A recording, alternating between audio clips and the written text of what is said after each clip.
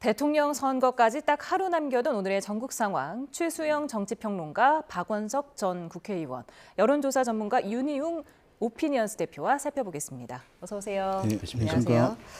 네, 이제 내일 본투표까지 딱 12시간도 이제 채 남지 않은 상황입니다. 판세를 어떻게 진단하고 계십니까?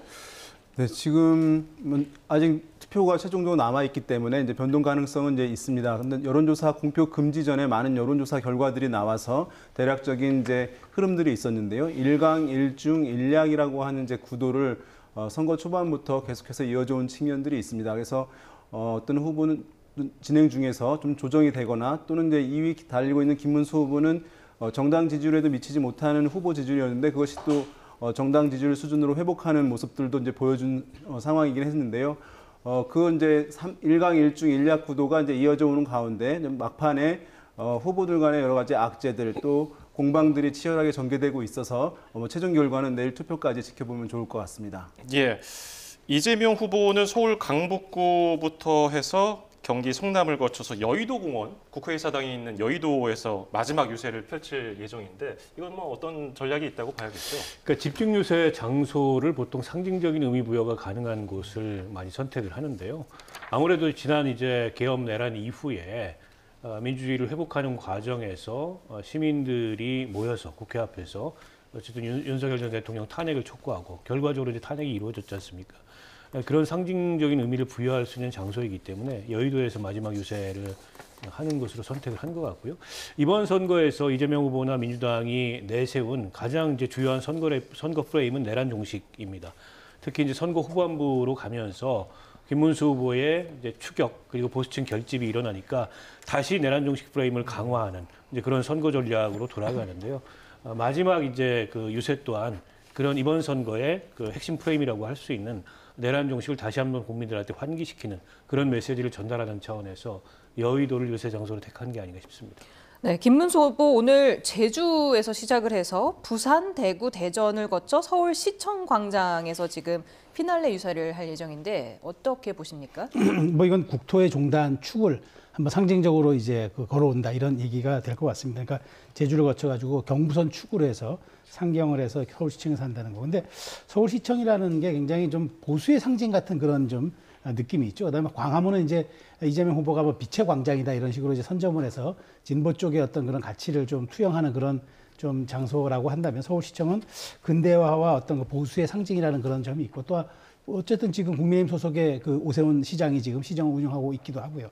그 측면에서 이제 김문수 후보가 피날레 유세 때 지금 얘기에 따르면은 각 이제 경쟁하던 경선 후보들과 함께 그다음에 원팀 그다음 이런 걸 통해 가지고 어떤 통합과 화합의 정부를 만들겠다 이런 이제 좀 마지막 메시지 그거는 이제 제가 보기에 보수의 어떤 가치를 좀 대변하는 그런 이제 좀 퍼포먼스가 되지 않을까 싶어서요.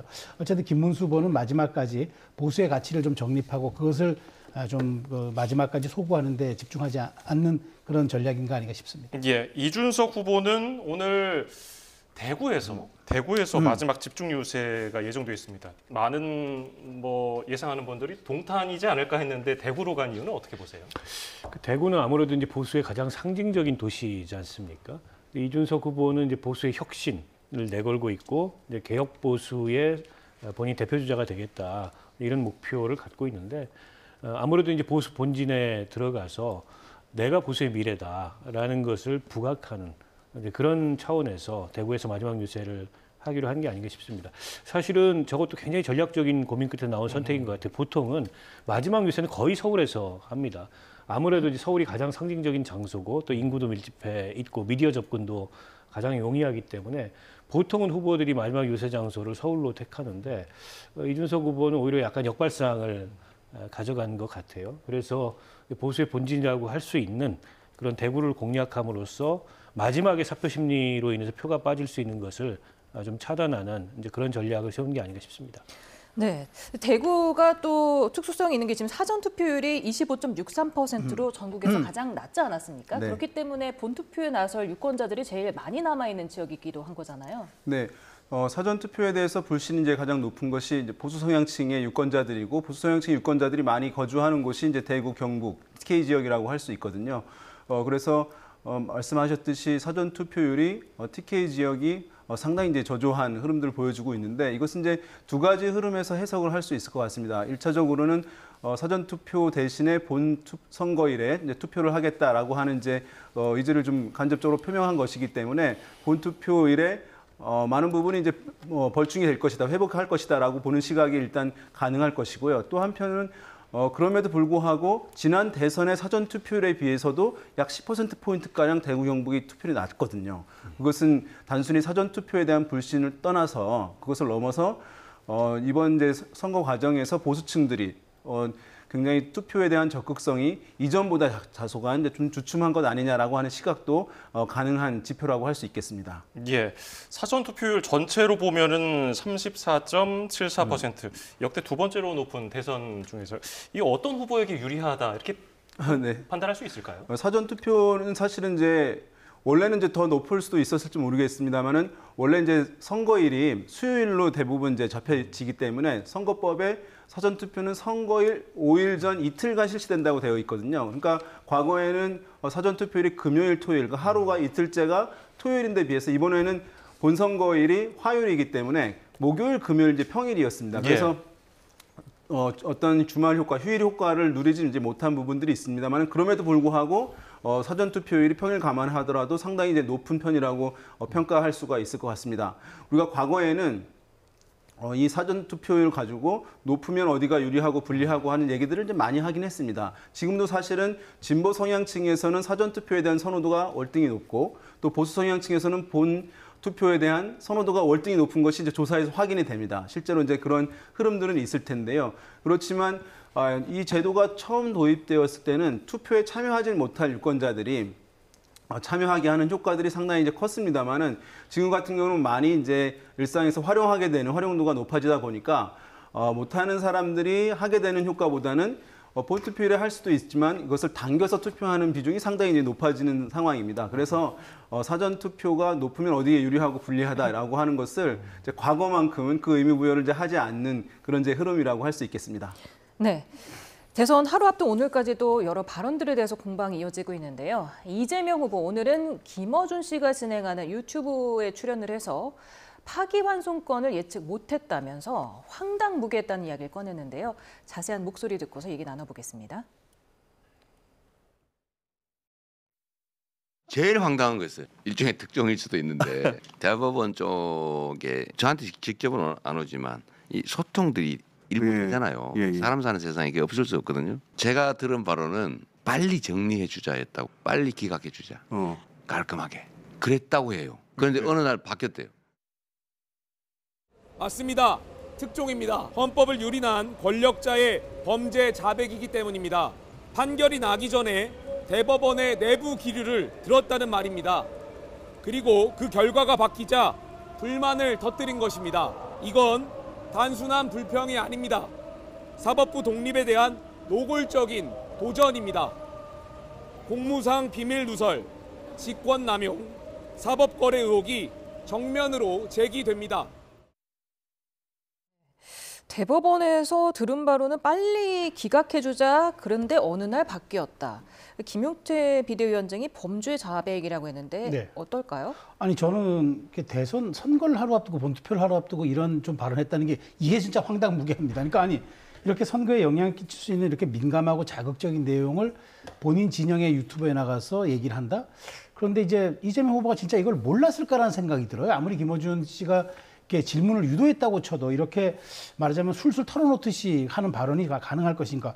저는 어쨌든 이재명 후보에게 워딩 자체잖아요. 그렇기 때문에 여기에서는 뭐 다른 말이 나올 수는 없어요. 그래서 저는 이 표현 자체에 시비를 걸 수는 없고 이 말의 진실성과 허위성 여부는 이제 앞으로 가름이 되겠지만 저는 의도했다면 이 생각은 듭니다. 그러니까 본인이 이제 선거에서 유리하다고 생각을 해서 그럼 지난번에 그런 얘기를 하지 않았습니까? 내란 세력 척결해야 되는데 다만 그건 깨끗한 법정이 필요하다. 이른바 사법개혁을 본인 주도로 하겠다는 얘기를 비친 바가 있는데 이제 말하자면 승리를 목전에 두고 있으니까 이걸 이미 선거 이틀 전에 꺼냄으로써 이 화두를 선점하고 그다음에 이것을 이제 밀어붙일 수 있는 명분과 그런 어떤 그 동력으로 삼겠다는 의지를 슬쩍 내비치면서 본인 진영의 빅스피커인 그런 유튜브에 출연해서 이렇게 얘기를 했다. 이렇게밖에 생각이 안 돼요. 그런데 이 발언의 심각성은 대법원은 우리나라 최고의 상급법원입니다. 그런데 거기서 이런 아주 민감하고도 그다음에 정말 고도의 보안이 유지돼야 할 이런 사안들이 술술 흘러나가서 재판 당사자에게까지 전달됐다? 이건 나중에 진실이 밝혀져야죠. 그런 측면에서 이재명 후보가 실수를 했던 어떤 의도를 갖고 했던지 간에 이 말은 앞으로 이재명 후보가 사법개혁을 추진한다고 본인이 얘기할 때 상당 부분 이건 발목을 잡을 족쇄로 잡을 가능성이 크고 민주당도 도덕적 또 혹은 당위적인 명분을 이룰 수 있는 그런 지금 사안이 될 수 있겠다는 생각이 들었습니다. 예, 국민의힘에서 비판을 하니까 민주당 선대위는 즉각 공지를 냈습니다. 소통한다고 말한 바가 없다. 강경 대응하겠다. 그리고 이재명 후보도 조작, 왜곡은 옳지 않고 대한민국 정치의 가장 심각한 문제다. 이렇게 얘기했는데요. 어떻게 보셨습니까? 글쎄 저는 좀 오해를 부를 수 있는 일종의 실언이었다고 생각합니다. 아마도 추정컨대 이재명 후보가 얘기하려고 했던 바는 당시까지 읽혀지는 기류는 보통 이제 대법원의 기류에 대해서 이런저런 그 관측들이나 이런저런 전망들이 나오잖아요. 실제로 당시 대법원이 선고 일정을 잡으면서 그런 기류들이 많이 거론이 됐습니다. 아예 대법원이 그 항소심에서의 결론을 그대로 수용해서 대선 전에 이 사건을 소위 말하는 털어버리려고 하는 거 아니냐 이런 전망들이 많았어요. 그런 전망에 따라서 본인도 그렇게 예측하고 있었는데 그런 전망과는 다른 결과가 나왔으면 당혹스러웠다. 이 얘기가 아니었을까. 근데 이제 저걸 표현하는 과정에서 조금은 오해를 살 수 있는 본인한테 직접 오지는 않았지만은 소통되는 것들이 다 있지 않냐라는 식의 언급을 함으로써 이 논란의 빌미를 제공한 것 같은데 실제 저는 불가능하다고 생각합니다. 이렇게 중차대한 그 판결을 이 예민한 시점에 내리면서 대법원이 사전에 그와 관련해서 어떤 언지를 이 대법원 밖으로 했다는 거는 그건 저는 뭐 있을 수 없는 일이고 예상할 수 없는 일이기 때문에 그런 일이 일어나지 않았을 거라고 믿습니다만 이재명 후보가 굳이 이렇게 선거 전날 저렇게 오해를 부를 수 있는 실언을 함으로써 또 다른 논란거리를 제공한 게 아닌가 싶고요. 지금 이제 이 선거 과정에서 사법개혁 드라이브를 걸었고 그게 좀 지나쳤다. 그러므로 인해서 일부 역풍주심도 있다. 그래서 그걸 멈췄지 않습니까? 근데 만약 이제 저 발언과 겹쳐져서 본다면 결국 대법원의 판결이 민주당이나 이재명 후보의 의중대로 이루어지지 않았기 때문에 결국 대법원을 향해서 뭐 증언도 하고 또 비법조인 출신의 대법관을 선정하려고 하고 이랬던 거 아니냐라는 식의 논란으로까지 확대될 수 있을 것 같아서 여러모로 저 발언을 하지 않는 것만 못한 이제 그런 결과를 초래하고 있다 이렇게 생각합니다. 네, 국민의힘 김용태 비대위원장이 이재명 후보가 대법원의 파기환송을 황당무계하다고 언급한 데 대해서 사법부 독립에 대한 노골적인 도전이다. 대법원을 정치 하청기관으로 여기고 있다. 이렇게 말을 했는데 혹시 이 부분이 대선 하루 전인 오늘 나온 얘기인데 혹시 영향을 미칠 수 있다고 보십니까? 일단 지금 이제 보수층 같은 경우는 아까도 말씀드렸지만 국민의힘의 전통적 지지층 중에서도 일부 또 보수층도 또 상당 부분이 아직 김문수 후보로 충분하게 여론조사 공표 금지 전까지 확인해 보면은 결집이 되지 않은 상태였거든요. 왜냐하면 전통적으로 평상시에 국민의힘의 정당 지지율이 이제 뭐 40% 내외까지 나오기도 하는데 후보의 지지율은 이제 그에 못 미치는 측면들도 있었거든요. 그러니까 지금 결집되지 않은 보수층들을 이러한 소재를 통해서 또는 권력 독주에 대한 견제론을 정서를 자극함으로써 보수층을 결집하는 데는 일정 부분 이제 효과가 있을 것으로 전망이 됩니다. 다만 이제 이것이 실제 전체 선거 구도를 뒤바꿀 수 있을 것이냐는 또 다른 문제인데요. 선거 막판으로 갈수록 어떤 악재나 어떤 소재들, 이슈들이 유권자의 표심에 영향을 주는 것은 분명합니다만은 과거에 비해서 이 변동성은 상당히 제한될 수밖에 없습니다. 왜냐하면 사전 투표가 이미 치러졌기 때문에 그 유권자 투표하는 사람들의 약 40% 내외가 이미 투표를 해버린 상황입니다. 그러니까 변동할 수 있는 유권자가 규모가 줄어드는 측면이 있죠. 그다음에 부동층은 급격히 또 선거 막판에 줄어들기 마련이거든요. 그러니까 유권자가 부동층이 어느 정도 일정 수준이 있어야 또 변동폭이 커질 수 있는데 그렇지 않은 측면들.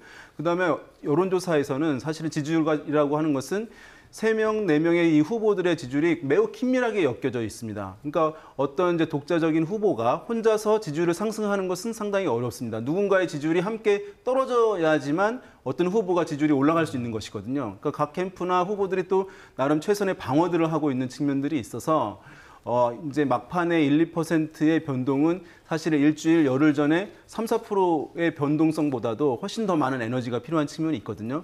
그래서 영향은 줄 것 같습니다만은 전체 구도에 영향을 줄 것인지 그런 부분들은 좀 약간 회의적인 시각도 있을 수 있겠습니다. 예, 국민의힘에서는 뭐 강하게 반발하면서 이재명 후보 발언이 사실이라면은 이거는 사법농단 가능성이 있는 거 아니냐 이렇게 의혹을 제기하거든요. 그렇죠. 우리나라의 최고 재판부를 상권 분립에서의 가장 최고 재판소를 이런 식으로 말하자면은 의도된 쪽으로 끌어갈 수도 있다는 뉘앙스를 이렇게 펼친 것은 굉장히 말하자면은 이제 이른바 그 정법 유착이 될 수도 있는 거죠. 그런 측면에서 굉장히 좀 위험한 그 발언이었다고 저도 생각이 되는데 다시 한번 강조하지만 저는 이 부분은 민주당이 지금 추진하고 있는 사법개혁의 일환과 맞물려서 의도됐다면 굉장히 불순한 정말 이거는 의도된 발언이라고 저는 생각을 합니다. 왜냐하면 이재명 후보가 진짜 실질적으로는 통합하겠다 혹은 뭐 민생이 우선이라 얘기하면서 실제 속내는 여기에 방점이 찍힌 것이 아닌가. 그리고 사실 또 이렇게 마지막 선거 하루 전날 나와서 본인의 재판 이야기를 한다는 것도 대단히 이례적입니다. 그러니까 민주당이 이재명 후보를 위한 이른바 방탄사법을 추진한 것과는 별개로 거기에 대해서는 나는 개입하지 않았고 당이 알아서 하는 문제다고 얘기하지만 실질적으로 여기에서 얘기하면서 특종이라고 표현하면서 얘기하는 거는 본인의 지금 재판에 내가 가장 관심이 있었고 내가 여기서 사실 쏠깃했다는 이 맥락의 이야기잖아요. 그렇다면 이재명 후보의 진짜 관심이 어디에 있는지 사람들이 이 발언을 통해서 속내를 좀 들여다볼 수도 있었다라는 측면에서 대단히 심각하고 그다음에 이것이 그냥 일회성 해프닝으로 지나가면 상관이 없는데 이재명 후보를 가장 지지하는 플랫폼이 가장 높다고 하는 그 유튜브에 나가서 얘기한 것은 앞으로 내가 이런 것들을 추진하더라도 나에게 힘을 실어달라라는 쪽으로 지지층에 호소하는 또 하나의 어떤 일종의 메시지로 해석될 수 있기 때문에 이 부분은 대단히 부적절하고 불순했다라고 말씀을 드리고 국민의힘 입장에서는 상권 분립을 흔들 수 있는 아주 위험한 발상이라는 저항 또 격렬하게 반발하는 거 너무도 당연하지 않습니까? 어떻게 정경분리가 된 사회에서 이런 식의 얘기를 제1당의 후보, 그다음에 가장 당선이 유력한 후보 입에서 대선 하루 전날 나옵니까? 이 점은 정말 국민의힘에서 대단히 반발할 수밖에 없는 사안이라고 생각됩니다. 네, 이재명 후보가 이런 얘기도 했습니다. 제 자신이 당하는 거는 제가 선택한 일이니 감수하면 되는데 죄 없는 자식들이나 저를 믿고 이끌려 들어온 제 아내를 모욕하고 고통을 주지 않았나. 이 부분은 어떻게 들으셨어요?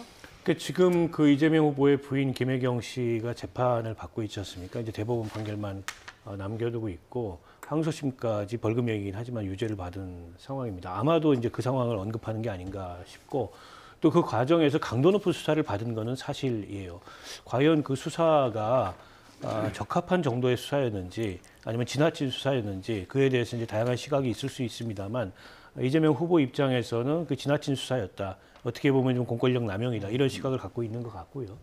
또 아들도 최근에 논란이 이루어지고 있습니다. 물론 이제 벌금형이 확정된 사실이 알려져서 그것도 이재명 후보나 민주당 입장에서는 다소 이제 악재라고 여겨질 수 있는 대목인데 그에 대해서도 좀 지나칠 만큼의 그런 공격이 이루어지는 거 아니냐 이런 심경을 피력한 것 같아요. 근데 앞서 그 뭐 대법원 판결 관련된 논란과도 마찬가지로 이 얘기도 안 하는 게 좋았다고 저는 생각합니다. 지금 어쨌든 가족 관련 논란이 이재명 후보에게 그다지 그렇게 득이 될 건 없어요. 물론 이재명 후보가 느끼기에 그 지지층이 많은 그런 유튜브 채널에 가서 지지층과 편하게 소통하고 본인의 소외를 이제 피력하는 심정으로 선거 마지막 날 이런 얘기를 했는데 이게 이제 또 다른 어쨌든 이 공격거리가 되거나 또 다른 논란거리를 제공하는 방식으로 그런 얘기를 굳이 할 필요는 없었다는 점에서 심정은 이해하나 지금 선거 마지막 날 필요한 얘기는 아니었다 이렇게 봅니다. 또 이재명 후보가 자신의 아들들이 취직도 못하고 있다. 취직을 하면 언론이 쫓아다니며 가짜 보도를 한다고도 얘기를 했더라고요. 근데 그게 가짜 보도인가요? 저도 봤는데 이제 어느 지역에서 이제 영어 교습소에 이제 취업을 해서 활동을 했다는 건데 근데 그 교습소에는 원래 강사를 두지 못한다는 겁니다. 근데 강사로 취업했기 때문에 그 교습소는 해당 자치단체로부터 10개월 영업정지 처분을 받았고요. 그래서 이제 거기에서 이제 떠났다는 건데 그게 가짜 보도인가요? 저는 보면서 이거는 뭐 저도 이해가 안 되는 거는 아버지가 서울에서 유력 정치인이고 그다음에 가장 대통령이 될 근접한 위치에 있는데 아주 서울에서 먼 좀 떨어져 있는 시골에 가서 그런 그 직업 활동을 했다는 게 그 자체로도 이해가 안 되고 거기에 무슨 연고가 있다거나 뭐 이렇다면 뭐 이해가 되지만 전혀 그런 것도 없는 상황에서 아들이 그런 곳에 갔다가 불법 교습소로 이제 그 처분받아서 거길 떠난 것을 그걸 가짜 뉴스고 가족에 대한 핍박과 아들에 대한 어떤 그 모욕 이런 식으로 그 돌려 얘기하는 거는 저는 이 얘기는 본질이 호도된 거다. 이재명 후보가 선거 막판에 와서 당선이 유력해진다고 생각하기 때문에 이런 문제들을 좀 더 공격적으로 털고 가겠다고 생각을 한 것이 아닌가. 그리고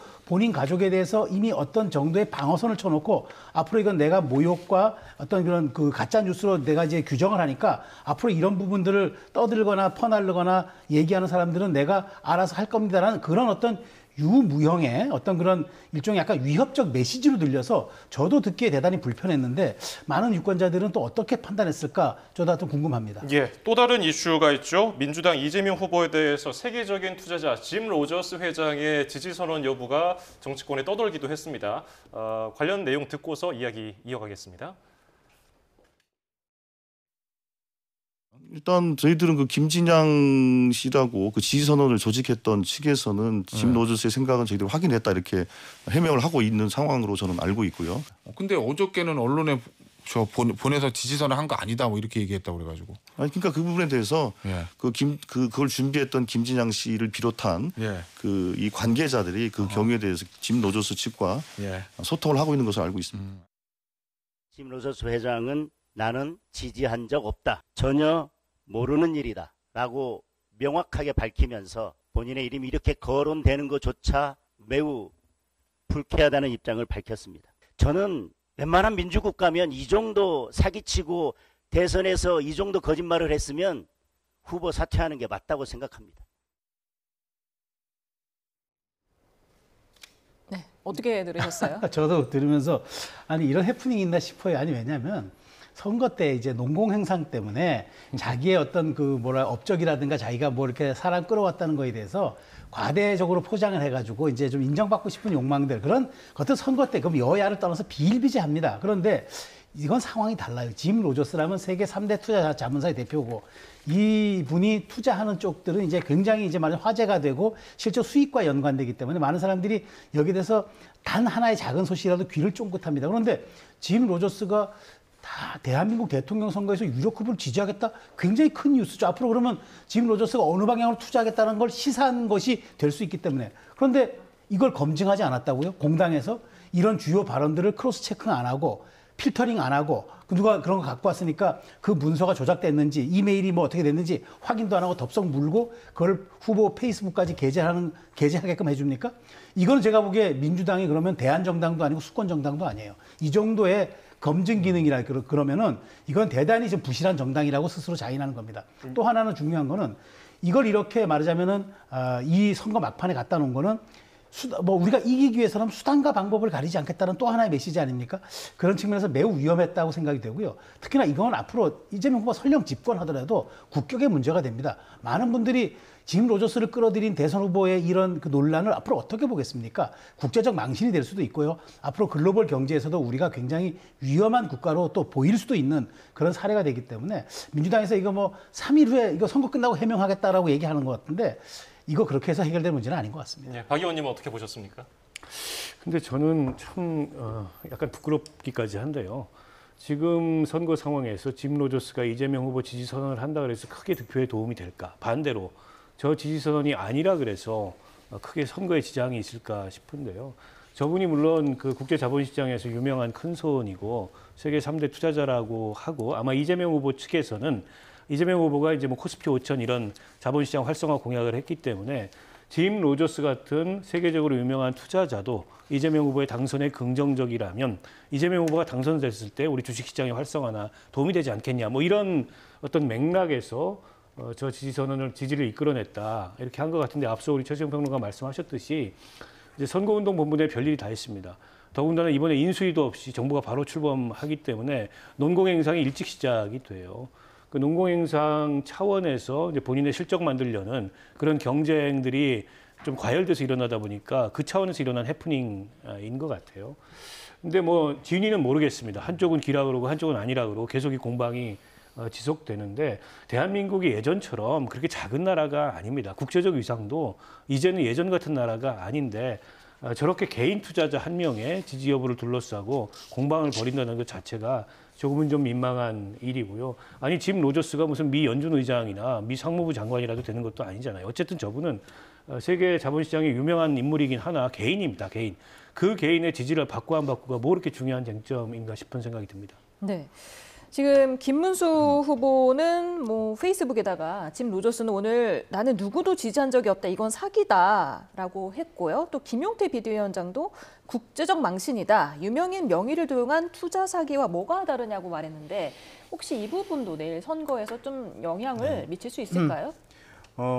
이제 지금 국민의힘의 선거 캠페인을 보게 되면 두 가지가 있을 수 있었는데 가령 뭐냐면 이제 의회도 민주당이 이제 다수 의석을 차지하고 있고 그다음에 이제 행정부도 차지하게 되면 권력이 상당히 이제 민주당 정권이 비대해지는 측면이 있기 때문에 권력 독주에 대한 이제 견제론을 유권자들에게 좀 자극함으로써 막판에 이제 보수 결집, 또 중도층에서도 호응을 얻으려고 하는 이제 전략이 일견 있을 수 있겠고요. 또 한 가지는 오랫동안 이제 이재명 대표 후보에 대한 이제 공세, 개인적인 어떤 사법 리스크라든가 이런 것에 대한 이제 비판들이 쭉 있었습니다. 그래서 그것에 이제 포커싱을 줄 것인가 이 두 가지 측면이 이제 있었던 것인데 지난 이제 TV 토론에서 보게 되면 김문수 후보가 거대 이제 권력 독주에 대한 견제론을 자극하는 그 측면보다는 이재명 후보 개인에 대한 이제 공세하는 흐름들을 초점에 두고 있는 것으로 이제 보여집니다. 그래서 어떤 후보에 대한 도덕성, 인격 뭐 이런 것에 대한 이제 공세를 강화함으로써 이제 지지층에게 호소하고 결집을 도모하려고 하는 흐름들을 이제 보여줘 왔거든요. 그러니까 지금 이 차원도 민주당의 어떤 권력 독주에 대한 견제 정서를 자극하기보다는 이제 이재명 후보가 이제 이렇게 사실과 다른 부분들을 개인적으로 활용하려고 하는 모습을 보였다라고 하는 이제 비난성으로 이 소재를 적극적으로 이제 막판에 이제 활용하고 있는 것으로 보이는데요. 보수층 유권자들 중에서 이제 이러한 캠페인에 호응하는 이제 지지자들은 일부 있을 것으로 보이긴 합니다. 다만 이제 아까 말씀드린 대로 막판에 사실은 상호 간의 공방이 이루어지는 측면들이 있는 것이어서 이것이 얼마나 이제 효과를 보일 수 있을지 그런 부분 좀 불투명한 부분들은 있다고 할 수 있겠고요. 우리가 이제 선거 같은 경우에 대선 캠페인 막바지에 보게 되면 특이한 이제 현상을 발견하게 됩니다. 뭐냐 하면 악재가 발생하게 되면 그 캠프에서 그 부분을 적극적으로 해명을 사실 하진 않습니다.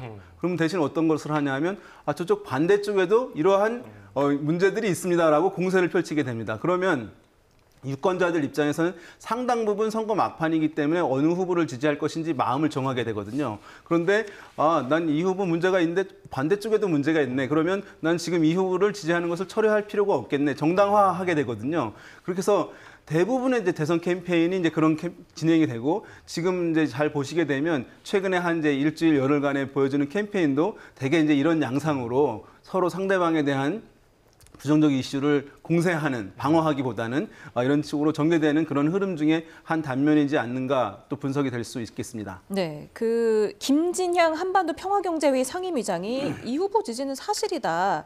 뭐 지지문을 주고받는 과정에서 일부 착오가 있었을 뿐이다. 이러면서 선거가 끝나면 그 송경호 교수와 협의해서 그 과정을 공개하겠다 이렇게 밝혔는데요. 그 송경호 교수라는 분이 그 로저스 회장과의 소통을 주선했더라고요. 그 평양과기대 교수던데 지금 대화 내용이 처음에는 짐 로저스의 메시지 한반도의 평화와 번영을 위한 이재명 후보 지지라는 제목으로 보냈더니 그 짐 로저스가 나는 사실 그분 이재명 후보를 잘 알지 못한다. 이렇게 해서 그 이재명 후보의 지지라는 부분이 빠진 제목 한반도의 평화와 기회 이렇게 문구가 수정이 됐더라고요. 이 부분은 어떻게 봐야 될까요? 그러니까 한반도의 평화와 그런 그런 어떤 말하자면은 안정을 희구한다는 얘기는 정말 관용구적 표현 아닙니까? 누가 그러면 그 세계적인 그 투자자인데 더더군다나 불안정성을 가장 싫어하는 투자자가 그런 한반도에 불안정성이 있는 곳에 투자를 하겠습니까? 그러니까 그런 리스크를 없애는 게 국제금융시장에는 굉장히 좋은 호재가 되니까 당연한 표현을 가지고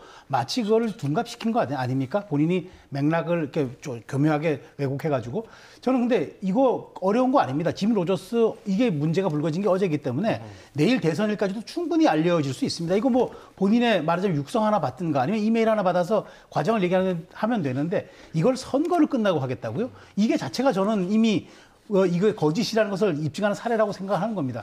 아니 선거가 끝나서 이미 대통령 후보가 다 대통령이 결정되고 이른바 국민의 선택이 다 된 다음에 나오는 그 사후 약방문 같은 그런 그 말하자면 진실이 무슨 소용이 있겠습니까?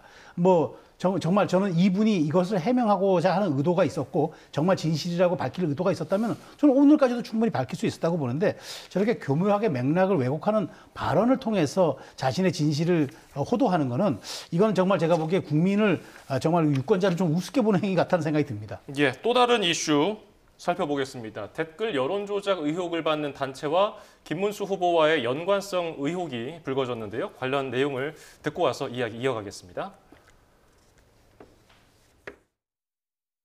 저처럼 대선을 많이 치러본 사람, 또 이런 사건을 많이 접해본 사람들은 딱 걸렸다고 생각합니다. 조직적으로 움직이는 것은 다 사실은 사전에 모의하거나 또 캠프와 관련돼 있거든요. 후보 개인이 알았냐 몰랐냐 문제까지는 이제 증명하기 어렵습니다만은 캠프 혹은 김문수 캠프 쪽하고 관련이 없을 수가 없죠. 2017년 광주에서 손가락 혁명군 출정식을 열었습니다. 그리고 드루킹 댓글 조작으로 유죄 판결을 받은 김경수 전 지사를 지금 이 순간 총괄선대위원장 자리에 앉혀놓고 있습니다. 지난 2022년 대선에서는 김만배 신앙립 커피 공작을, 이번 대선에서는 댓글 공작 시즌2를 벌입니다. 네, 리박스쿨이라는 단체 혹시 알고 계셨나요? 저도 이번에 처음 들었는데요. 근데 이제 만들어진 지는 꽤 된 단체고 일종의 이제 극우 단체라고 통칭되는 이제 그런 성향을 갖고 있고, 거기서 리박이라는 게 리승만 박정희, 이승만 박정희 두 성을 따와서 그 정신을 계승한다 이런 의미를 갖고 있다 그래요. 그러니까 이번에 논란이 된 대목은 이 리박스쿨이라는 데서 어쨌든 댓글 이 여론 조작을 위한 팀을 만들어서 그 팀에서 조직적으로 댓글 달기를 해서 대선 여론에 영향을 미치려고 했다, 이 의혹입니다. 그런데 이제 그 의혹 자체는 수사를 해보면 확인이 될 것 같고요. 그 과정에서 추가적으로 불거진 게 늘봄스쿨이라고 윤석열 정부 들어서 시행된 방과 후 사업의 일종의 이제 특혜성, 그런 사업 특혜를 리박스쿨이 받아서 리박스쿨을 통해서 그 교사 인증 같은 것들이 진행이 됐는데, 그 과정에서 과도하게 그 교사들에게 자신들의 이념 성향을 주입하는 이런 부작용이 일부 나타났다는 의혹이 하나 추가로 제기가 됐고, 그리고 무엇보다 핵심적인 건 이제 김문수 후보와의 관련성입니다. 과거에 리박스쿨이 뭐 국회 보좌진 양성을 위한 교육 사업을 진행을 했는데 거기에 김문수 TV가 이제 후원 주체로 이름을 올렸다는 것도 확인이 된 데다가 지난 총선에 리박스쿨 출신의 회원 2명이 총선에 출마했는데 그 총선 출마 자리에 김문수 후보가 축사를 했다, 뭐 이런 등등의 의혹이 확인이 됐어요. 김문수 후보는 물론 뭐 댓글 전혀 아는 바가 없고 그에 대해서는 뭐 사실이 아니다 이렇게 말씀을 합니다만, 저런 그 김문수 후보의 연관성들이 영상이나 이런 근거로 남아 있기 때문에 다소는 국민의힘 입장에서는 좀 난처할 수밖에 없는 이런 상황이고, 어쨌든 저 리박스쿨이라는 데서 댓글 그 팀을 만들어서 이제 댓글 다는 것을 진행한 게 과연 이제 여론 조작에 해당하는지, 그러므로 선거구를 방해한 건지, 이건 수사를 좀 더 해보면 확인이 될 것 같습니다. 예, 국민의힘에서는 투표 앞두고 네거티브 음모라고 얘기를 하거든요. 어떻게 보십니까? 원래 선거를 하루 이틀 앞두고요, 네거티브의 창고 대방출이 그냥 시즌처럼 이루어집니다. 그건 뭐 언제나 나오는 건데, 근데 이 부분을 좀 분리해서 봐야 될 것 같아요. 자, 그러면 중요한 건 리박스쿨이라는 단체가 위법적인 단체냐? 그건 아니에요. 교육부가 인가했고 교육을 합니다. 그런데 본인들이 신고한 것 이외에 사업을 하거나 목적 외에 사업을 했다, 이거는 위법인 거죠. 그러면 뭐 지원을 철회하거나, 뭐 돈이 들어가면 돈도 이제 중단하거나, 아니면은 뭐 정 안 되면 인가까지 취소할 수 있는 거죠. 그거는 그쪽에서 교육부하고 수사당국이 처리하면 될 문제인데, 김문수 후보에게 묻는 건 이 단체를 알았냐 몰랐냐가 아니라 댓글 공작을 알았냐 몰랐냐 아니겠습니까? 댓글 공작에 대해서는 알 수가 없었겠죠. 이 단체를 아는 것이 그건 있을 수 있겠으나, 이 단체를 안다는 것만으로 여기에 관여되었다고 추론하는 거는 그건 너무 오바해도 너무 오바하는 거죠. 그런 측면에서 저는 이건 분리 대응해서 봐야 한다. 우리 사회에서 어떤 이 댓글 공작이라는 건 음험한 단어 맞습니다. 왜냐하면 2012년에 국가정보원 댓글 공작 사건이 있었고, 그다음에 어쨌든 민주당도 드루킹 공작으로 인해서 지금 선대위원장 맡고 있는 김경수 전 지사가 사실상 실형 선고받고 작년에 이제 사면 복권이 됐습니다. 그런 측면에서 매우 엄중하게 다뤄질 사안인데, 이걸 했다 그러면 사법당국이 이걸 조사해서 엄벌이 쳐는 게 맞습니다. 그런데 이걸 마치 김문수 후보가 뒤에서 배후 조종을 하고 국민의힘이 이걸 이제 용인하고 묵인하고 했다는 것처럼 비춰지게 공격하는 거, 이건 네거티브죠. 그렇기 때문에 투표 행위에 영향을 끼치려는 것이죠. 그러니까 이 부분은 저는 아까 저희가 얘기했던 짐 로저스와는 다른 사안이죠. 이건 실체적 진실이 가려질 수 있는 사안이기 때문에 저는 이건 교육부가 지금 전수조사하고 경찰이 조사에 들어갔다고 하니까 밝히면 될 일인데, 이걸 가지고 마치 이 단체가 이 김문수 후보와 연관이 있는 것처럼 이렇게 몰아붙이는 행태는 사실상 투표 행위에 영향을 주려는 민주당의 공세로 볼 수밖에 없습니다. 네, 그 리박스쿨의 대표를 아느냐는 기자 질문에 김문수 후보가 그러니까 그런 거는 질문 자체가 성립이 안 돼요. 질문할 필요도 없고 할 수도 없는 이야기라고 했는데 혹시 그런 대응은 어떻게 보이십니까? 아까 말씀드렸듯이 이제 어떤 사안에 대해서 충분하게 이제 해명을 하는 방향으로 가게 되면 사실 그 이슈가 더욱더 확산되는 흐름으로 갈 수밖에 없기 때문에 대개 이제 캠페인의 교본입니다. 이제 막판에 이런 악재가 터졌을 때는 그 당사자인 후보는 그것에 대해서 이제 알지 못한다라고 하는 것이 이제 실제 몰랐을 수도 있는 것이고요. 그렇게 하는 것이 그 이슈를 부정적인 효과를 이제 최소화하는 것이기 때문에 뭐 그에 따라서 전 대응을 한 것이라고 볼 수가 있겠고요. 대개 사실은 이렇게 온라인 댓글을 통해 가지고 여론을 좀 우호적으로 변경하려고 하는 시도들이 이제 매번 큰 선거들에서 있는데 어떤 이제 과거에는 사실은 이렇게 인터넷이 공론의 장이 됨으로써 영향을 주고 하는 부분들이 상당히 컸는데 최근 같은 경우는 많은 경우 이제 유권자들 좀 극단화되는 현상들도 있고 또 이런 이제 포탈의 기사의 댓글 이외에 더 많은 이제 SNS 등 또 동영상 채널 등을 이제 보는 것으로 굉장히 이제 다양하게 분화된 상황이어서 과거에 비해서는 사실 이 효과 매우 이제 미미하다고 할 수 있는데 캠프 내에서 열심히 이제 어느 단위에서 열심히 한다는 것을 어필하기 위해서 이제 이런 이제 위험한 여론을 이제 바꾸려고 하는 시도들을 하고 있는데 사실 그 효과 면에서는 미미하다는 점을 이제 말씀드리고요. 이렇게 선거 막판에 이제 여러 가지 이제 악재들이 있습니다만은 어떤 분들이 그렇습니다. 정말 변화가 없는 것이냐.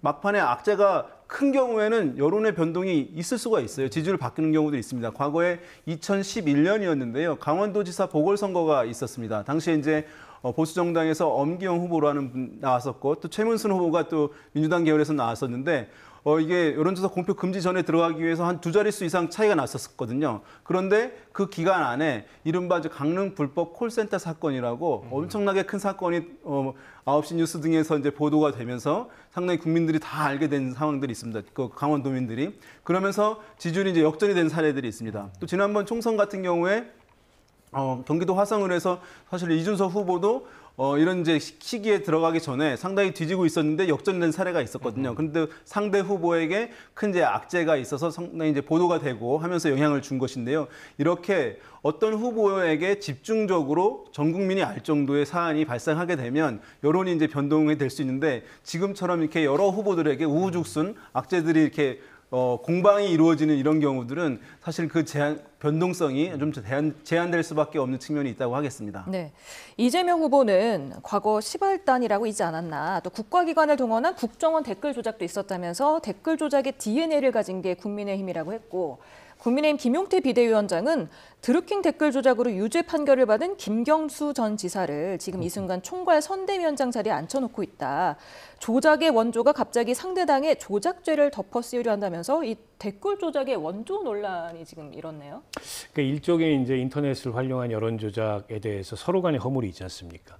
그걸 들춰가지고 상대를 공격하는 소재로 활용하는 건데 이게 이 자체로서 가벼운 문제는 아닙니다. 심각한 문제일 수 있고 때문에 저는 이제 엄정하게 수사가 돼야 되는데 당장 이게 선거에 영향을 미칠 정도가 어느 정도겠냐? 제가 보기엔 그렇게 클 것 같지가 않아요. 본질적으로 이게 구도에 영향을 주는 그런 정도의 파괴력을 가진 쟁점이 아니기 때문에 공방의 영역으로 이미 가 있고 진위가 무엇인지 국민들이 명확하게 판단하기 어려운 사안이 돼 있거든요. 때문에 이게 선거에 준 영향을 크지는 않을 텐데 앞서 이제 최평론가께서도 말씀하셨듯이 선거 막판 되면은 뭐 있는 거 없는 거 다 동원해 가지고 상대에 대한 네거티브 이런 게 쏟아지기 때문에 그 일환이라고 봐야 될 것 같고요. 어쨌든 이거는 이제 특정 언론이 일종의 잠입 취재 방식으로 이제 취재를 해가지고 어느 정도 신빙성 있는 의혹을 제기한 거기 때문에 반드시 추후라도 이제 가려질 필요가 있고요. 지금 이제 국민의힘이나 김문수 후보 쪽이 해명하는 게 그다지 이렇게 명쾌하지는 않습니다. 사실 리박스쿨을 모른다도 아니고 관계가 없다도 아니고 댓글 조작은 내가 아는 바가 없다. 그러니까 리박스쿨과의 관계를 부정하기는 좀 어려워 보여요. 김문수 후보가 이러저러한 관계들이 있는 것도 맞고 얼마 전에 교육단체라는 이름으로 일종의 이제 교육 공약 관련된 기자회견을 국회에서 열었는데 조정훈 의원실 주관으로 그때도 저 리박스쿨의 대표 회원 이런 분들이 들어와서 함께 기자회견을 열었거든요. 그러니까 최근까지도 국민의힘하고 이런저런 관계가 있는 그런 단체임이 분명해 보이고 또 오늘 그 좀 늦게 나온 보도에 따르면 2022년부터 이제 어르신들 교육이라는 인터넷 교육이라는 명목으로 이제 어르신 회원들을 모집해가지고 네이버 같은 포털 사이트에서 댓글 다는 법 이런 것들 교육을 했다는 거예요. 때문에 이게 이제 어제 오늘 사이에 갑자기 일어난 여론조작이라기보다도 상당 정도 준비를 했거나 과거부터 누적되어 온 그런 여론조작이라고 볼 수 있기 때문에 엄격한 수사를 통해서 진위를 가려야 된다고 봅니다. 예, 뭐 보도도 우후죽순 나오고 있기 때문에 저희가 확인된 내용은 확실하게 전해드리도록 하겠습니다. 자, 그리고 이명박 전 대통령, 박근혜 전 대통령도 어쨌든 뭐 같은 방식은 아니지만은 김문수 후보 지원에 나선 모양새인데요. 네. 어떻게 보셨습니까? 그 보수 결집엔 도움이 될 것 같아요. 근데 이제 중도층이 지금 윤희용 대표 말씀하셨지만 지금 많이 이제 줄어든 상황에서 과연 이게 중도층 표심에 얼만큼 영향을 끼칠까 좀 제한적으로 좀 보긴 해요. 그렇지만 사실 지금 김문수 후보 입장에서는 온전한 보수층 지지를 다 갖고 오는 게 더 급한 상황이 돼버렸습니다. 원래 이제 TK의 승부에서 가장 이제 대선 후보, 그러니까 보수 정당 계열의 대선 후보가 이기는 법칙이 투표율 80에 득표율 80입니다. 그런데 지금 그런 추세까지는 아직 안 오고 있는 상황 같아서 아마 TK, PK에서 저 두 이제 말하자면은 이제 그 전직 대통령이 영향을 끼치는 저런 유세들은 아마 도움이 될 거로 보는데 다만 중도에 미치는 영향은 조금 이제 좀 제한적으로 볼 수는 있겠지만 어쨌든 마지막까지 보수 지지층들을 투표장으로 이끌고 그다음에 지난번 대선 때까지 77%까지 가지 않아도 최소한 75%를 상회하는 그런 투표율을 견인하는 데는 아마 저 두 전직 대통령의 마지막 지원 유세가 조금 도움이 되지 않을까 그렇게 분석하겠습니다. 네. 원래 이제 선거 본선 같은 경우에는 그 진영의 상징적인 인물들 만나는 것들 캠페인에 잘 하지 않거든요. 그것은 이제 예선에 이제 지지층들을 결집시키는 때 먼저 하고 사실 본선거에서는 이른바 중도의 바다에 가서 사실은 캠페인을 벌이는 것이 이제 일반적일 텐데 우리 최 평론가께서 말씀하신 대로 김문수 후보가 뒤늦게 이제 후보가 되면서 또 이제 여러 가지 악재들이 있던 상황에서 보수층 결집 자체가 안 돼 있는 상황 그리고 투표장에 과연 나올 것인가 또 단일화가 실패했기 때문에 사실 투표 참여에 대한 의지가 좀 꺾여 있을 가능성도 있는 것이거든요. 그런 부분들을 제고할 필요가 있었기 때문에 여러 가지 이제 비판에도 불구하고 또 중도층의 부정적인 효과에도 불구하고 또 전직 대통령을 만나고 하는 캠페인들을 할 수밖에 없는 그런 상황이라고 할 수 있겠습니다. 네, 윤석열 전 대통령도 지난 토요일에 전광훈 목소가 주도한 광화문 집회에서 대동 메시지를 통해서 네. 김문수 후보 지지를 호소했는데 이것도 네. 어느 정도 영향을 미칠까요? 상당히 사실은 고민이 있었을 텐데 냉정하게 봤을 때 김문수 후보 캠프에서는 상당히 좀 당혹스럽지 않았을까 생각됩니다. 왜냐하면 이 선거 같은 경우는 원래 대한민국에서 이렇게 선거가 치러지게 되면 이제 진보 정당과 보수 정당이 사실은 양강구도로 전개되는 것이 일반적입니다. 팽팽한 긴장으로. 근데 이번 같은 경우에는 민주당의 이재명 후보가 월등 이제 앞서가는 여론조사 지지율을 보였습니다. 공표 금지 전의 기준을 살펴보게 되면요. 이것이 이제 그 이유가 무엇이냐 하면 사실은 각 정당의 전통적 지지층은 그 후보를 지지를 합니다만은 어느 정당도 지지하지 않는 유권자들이 있거든요. 이른바 이제 중도층, 무당층이라고 할 수 있을 텐데 그 층들이 이전 정권에 대한 평가, 냉정한 평가와 심판으로 이 선거를 치러야지라고 하는 이제 시각들을 갖고 있는 경향들이 이제 지금 많이 확인돼 왔습니다. 그렇게 되면 그 무당층과 중도층들은 그 이전 정권을 심판 또는 냉정한 평가를 하기 위해서는 야당이라는 도구를, 야당이라는 회초리를 들 수밖에 없는 것이거든요. 그러니까 야당은 평소에 얻고 있던 정당 지지를 넘어서는 프리미엄을 얻게 될 수밖에 없는 측면이 있습니다. 그러니까 지금 이제 그러면 심판 선거로 어느 정도 좀 작동이 된다는 것인데 그런데 심판의 대상이 사실은 윤석열 전 대통령이잖아요. 그러니까 윤석열 전 대통령이 메시지를 내고 계속 유권자들 눈에 보이는 모양새 행보를 보이게 된다면 그 심판론 선거를 더욱더 더 잘 작동하게 하는 것이고 그것은 국민의힘 또는 김문수 후보 캠프의 선거를 더욱 어렵게 하는 부분들이 있기 때문에 그런 면에서는 김문수 후보 캠프에 뭐 도움이 되는 측면들이 전혀 없지는 않겠습니다만 전체적인 틀에 봤을 때는 긍정적 효과보다는 부정적 효과가 좀 크지 않을까 분석해 볼 수 있겠습니다. 예. 자, 그리고 국민의힘 내부에서 김용태 비대위원장은 윤 전 대통령 탄핵 반대 당론 채택에 대해서 무효화돼야 된다고 얘기를 했는데 윤상현 의원은 너무 유감이라면서 당의 뿌리와 정체성이라는 선을 넘어서는 안 된다고 반대했는데요. 이 점은 어떻게 보셨습니까? 뭐 정당의 이제 다양성, 그다음에 정당 내부에 다양한 목소리가 나오는 건 그것도 건강하다는 지표라고 보는데 지금 이건 선거를 위한 지금 선대이고 그다음에 굉장히 단순하게 지금 이제 승리를 위한 단일대우 구축이 필요한 상황에서 저는 윤상현 선대위원장이 선대위원장답지 않았다고 봐요. 왜냐? 지금 김용태 비대위원장은 지금 당론을 주도하고 있는 당대표입니다. 그런데 지금 어떻게든 한 표라도 더 중도를 가져오기 위해서 저렇게 선제적으로까지 그 탄핵 반대 당론을 우리가 무효화시켰다고 얘기를 하는데 선대위원장이라는 분이 당의 정체성이 그 운운하는 이 얘기는 사실상 지금 선거의 위중성과 이 엄중함을 간과한 거죠.